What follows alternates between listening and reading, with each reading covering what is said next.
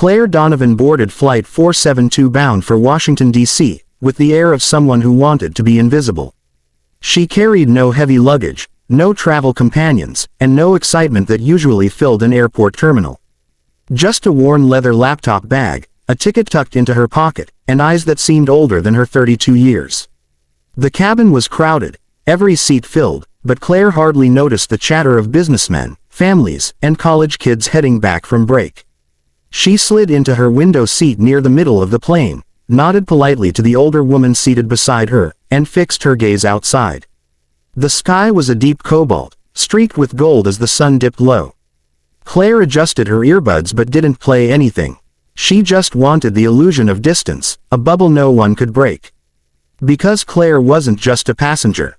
Years ago, she had been Hawkeye, a name whispered with respect among Navy pilots. She had flown F-18s, landing them on a carrier deck at night when most pilots froze at the thought. Her eyes, sharp as a hawk's, had caught threats others missed. Her hands had been steady on the stick, her voice calm in chaos.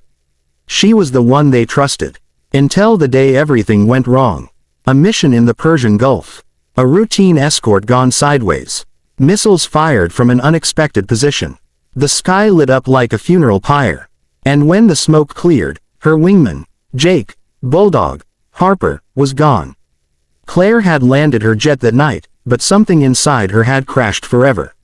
She quit the service, walked away, changed her name on every official roster. Promised herself she'd never fly again. That was 5 years ago. Now, sitting among tourists and weary travelers, she was just Claire Donovan, another face in the crowd. That was how she liked it. The captain's voice interrupted her thoughts, warm and steady over the intercom. Ladies and gentlemen, this is Captain Morris. We'll be cruising at 36,000 feet, nice smooth air ahead. Sit back, relax, and enjoy your flight. Claire leaned back, letting her eyes close. Smooth air sounded good, but smooth didn't last. 2 hours into the flight, she felt it. A subtle dip of the nose, a correction that was just a little too sharp. Passengers around her didn't notice, but her body did. Years of training meant she could feel when an aircraft wasn't being flown right. She opened her eyes, frowning. The plane leveled again, but then jerked upward suddenly, forcing seatbelts to tighten across chests. Gasps rippled through the cabin. A baby began to cry. The seatbelt sign blinked on. Claire's gut twisted. That wasn't turbulence. That was human error, or worse. She craned her neck. A flight attendant was moving quickly down the aisle toward the cockpit, her professional smile gone. She reached the reinforced door, knocked urgently, then called through it. No response. She knocked again, harder this time, panic rising in her voice. Still nothing. Claire felt her pulse quicken. She stood up despite the illuminated buckle sign. Passengers gave her annoyed looks, but she ignored them, slipping into the aisle. The attendant turned, pale-faced. The captain, he's not answering. Claire's chest tightened. And the first officer, the woman swallowed. He left the cockpit about 10 minutes ago. Went to the lavatory. He hasn't come back. Another lurch shook the plane, trays rattling, overhead bins creaking. Somewhere in the back, someone screamed. Every instinct in Claire screamed louder. Without another word, she pushed past the attendant, slammed her shoulder against the cockpit door, and barked, "Emergency override." "You know the code." The attendant blinked, startled, then punched a sequence into the keypad. The lock clicked. Claire shoved the door open. The cockpit was chaos. Alarms flickered faintly. Warning tones pinged. The captain was slumped sideways in his chair, oxygen mask dangling uselessly at his chin. His skin was gray, lips tinged blue. Claire's heart clenched. She rushed to him, checked his pulse. Weak, thready. He wasn't going to be flying again tonight. For a split second, she froze. This wasn't supposed to be her problem. She wasn't supposed to be here. She had promised herself never again. But the jet jolted violently, and the screams from the cabin tore through her hesitation. She slid into the left seat. Her fingers hovered over controls she hadn't touched in years. Different cockpit, different layout, but the fundamentals, the heartbeat of flight, were the same. She inhaled slowly. Okay, Claire, muscle memory. Don't fail me. The yoke was heavy in her hands, like greeting an old friend she had betrayed. She adjusted trim, steadied the nose, coaxed the bird back onto level flight. The radio crackled to life. Flight 472, this is Atlanta Center. You are off course. Respond immediately. Claire's throat went dry. She wasn't supposed to talk. She wasn't supposed to be here. But if she didn't, 172 lives would burn up in the night sky. She pressed the button. Atlanta Center, this is Flight 472. Captain is incapacitated. I'm taking control. Static. Then the controller's voice hardened. Identify yourself. Her chest tightened. She could lie. She could say, just a passenger. But would they trust her enough to help? A long, terrible second passed. And then, before she could stop herself, the words slipped free. This is Hawkeye. The cockpit fell silent, save for the soft ping of instruments. The name she had buried years ago hung in the air like thunder. The radio stayed dead quiet for what felt like forever. And then, copy that, Hawkeye, stand by. Claire's blood went cold. That name wasn't supposed to exist anymore. And then, outside the window, a shadow streaked past. Another. Gasps rose from the passengers as they pressed against windows. 2 F-22 Raptors had taken position beside the jet, their sleek frames gleaming in the fading light. Claire's heart lurched. The radio crackled again, this time with a voice that hit her like a physical blow. Deep, steady, one she hadn't heard in a decade. Hawkeye, this is Viper 1. We never thought we'd hear your voice again. What the hell are you doing on that plane? Claire froze, every nerve in her body on fire. Her past, the one she had sworn to bury, was alive again, calling her by the name she thought she'd killed. And with 172 lives hanging in the balance, she had no choice but to answer. The cabin behind her hummed with a strange, nervous energy. People whispered, prayed, and clutched their armrests, eyes flicking to the sleek fighter jets flanking their wings. Some thought the Raptors were there to protect them. Others feared the military had marked them as a threat. Either way, every soul on board knew the situation was no longer ordinary. Claire's hands gripped the yoke so tightly her knuckles whitened. The weight of 172 lives pressed down on her, heavier than any mission she had flown in combat.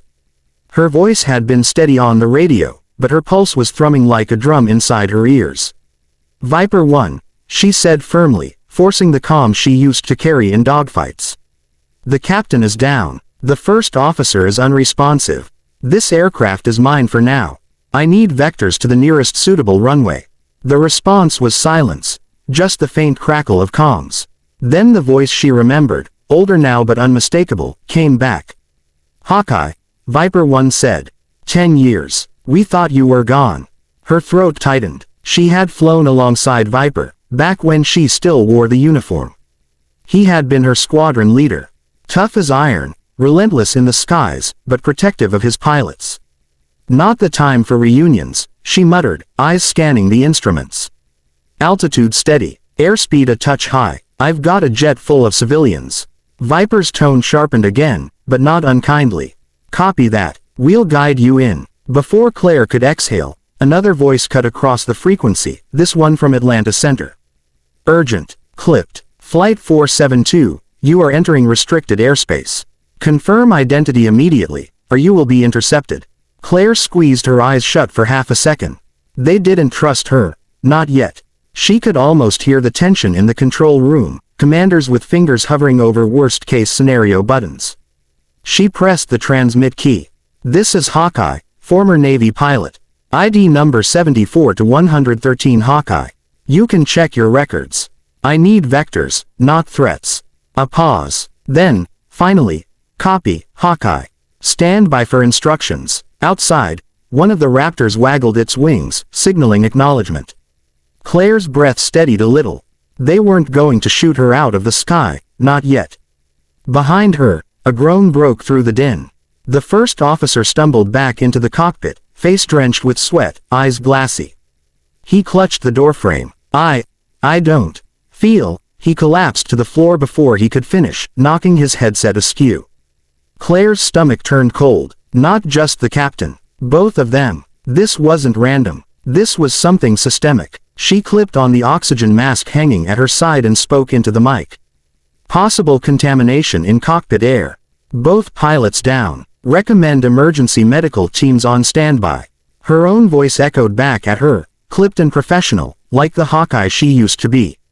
The cabin rattled violently as turbulence gripped the plane. Lightning flashed on the horizon, painting the clouds a sickly white. Storm cells. Of course. As if things weren't complicated enough. Brace for rough air, she muttered, adjusting trim and throttles, her eyes dancing between altimeter, artificial horizon, and radar. The storm ahead looked ugly. But the nearest long runway, Atlanta, was on the other side of it. Viper's voice broke in again. Hawkeye, I've got you on my scope. You're hot and high for a straight in. You still got the touch. Claire clenched her jaw. Watch me. The descent was chaos. Thunder growled outside as the jet shuddered in downdrafts. Oxygen masks had dropped in the cabin, and she could hear the muffled cries of children even through the cockpit door. She felt every one of them like a knife. Gear down, she ordered herself, flicking the lever. The gear bay doors opened with a roar, the wheels groaning into place. The warning chime blared. Too fast. Too steep. Hawkeye, you're coming in too hot. Viper barked over comms. Pull up. Claire's grip tightened. Memories flashed. Carrier decks. Night landings. Crosswinds at 30 knots. She had done worse before. She muttered through clenched teeth. No, I've got this. The runway lights pierced the rain, glowing faint and flickering.